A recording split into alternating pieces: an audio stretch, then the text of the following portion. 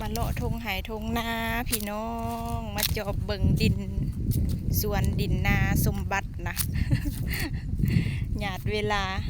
หากก็มีเวลาว่างมาผ่อนคลายสมอง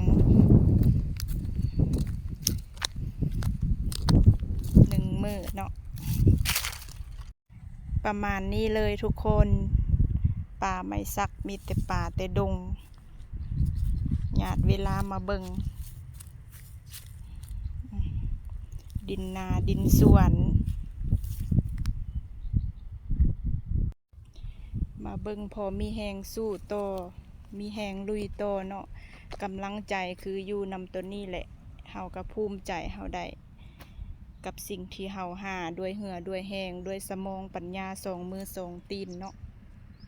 ก็มีแหงก็ดีใจพอได้มาจอบเบิ่งมีแหงสู้ต่อเนาะ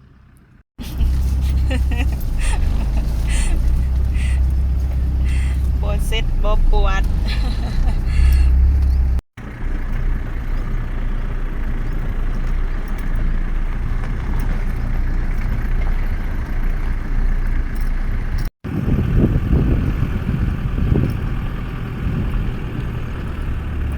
งามเด้ธรรมชาติ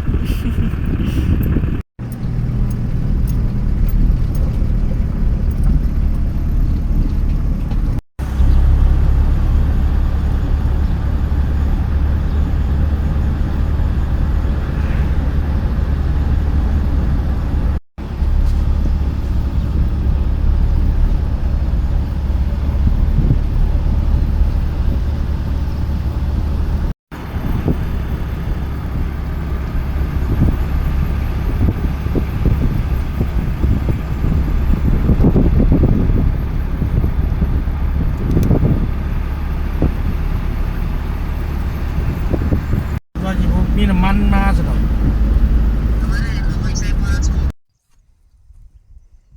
มาจอบเบิ่งดิน